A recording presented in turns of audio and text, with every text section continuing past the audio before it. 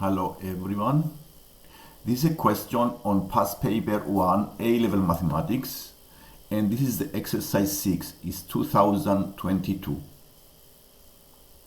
And as you can see from the graph, this is a cubic function that is rising, reaching maximum at 2,8 is a maximum point, and then is decreasing between the values of x 2 and 6, and coming into a minimum point at 6,0, and then is rising again.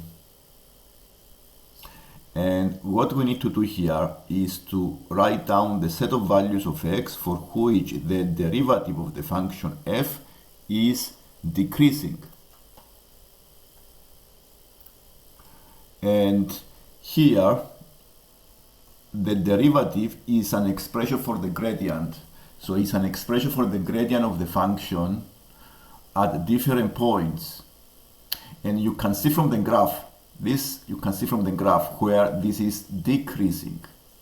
Now the derivative is the gradient, and where does the gradient is decreasing is when the curve is going down, and the only region that it goes is decreasing is when the x takes values between 2 and 6. And this is what you need to write here and state the values of x where the function is decreasing. So the values of x more than 2 and less than 6. So it is very useful here to know that the derivative of a function is an expression for the gradient. And the gradient shows where the function is increasing and where is decreasing. If it is negative, then it's decreasing. So when the derivative is negative, is decreasing, and when the derivative is positive, the curve is increasing. And let's do the part B. It says the line with equation y equals k intersect the curve at only one point. So find the values of k, giving your answers in set notation. Again, you can see this from the graph. The line y equals k is a horizontal line.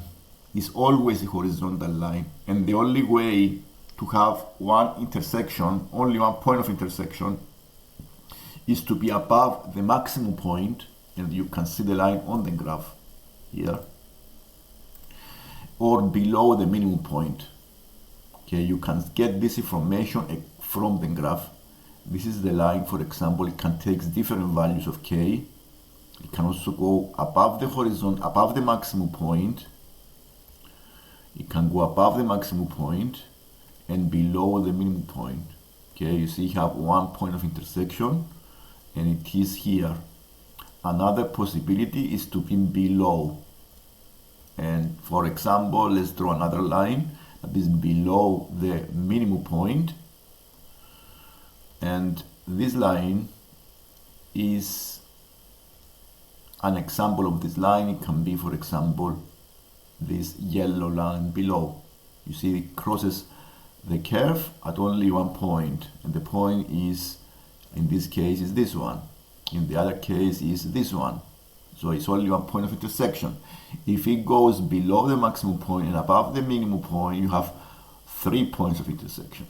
So the solutions of this exercise here is to write it in set notation, either with brackets and dots, or you can write it as k greater than 8 or k less than 0.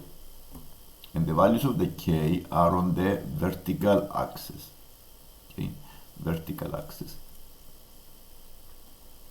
And this is the exercise that is, yes.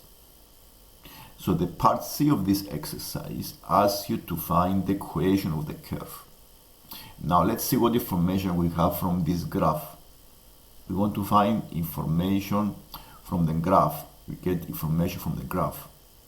I want to find the equation of the curve. And what I see here, I have the x-intercepts.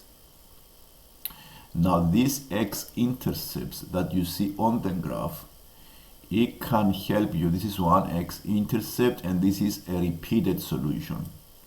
These two information these two values can help you prepare an equation, because I know that at these points the function is 0.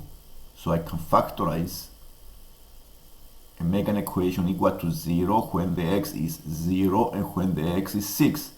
And this is what the equation I prepare here. X bracket x minus 6 bracket square is equal to 0.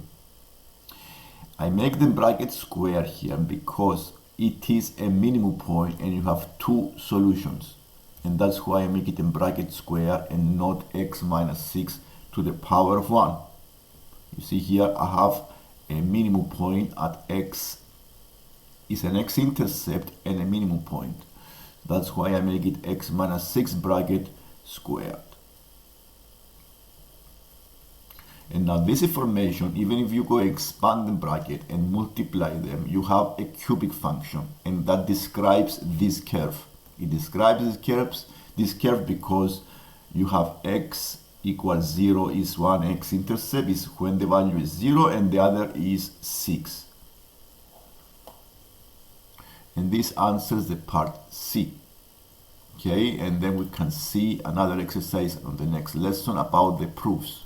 How to prove, for example, that P times Q is even using the proof by contradiction. But this is the question we have at this lesson, and if you haven't subscribed, please subscribe and so see more lessons in the future. Thank you.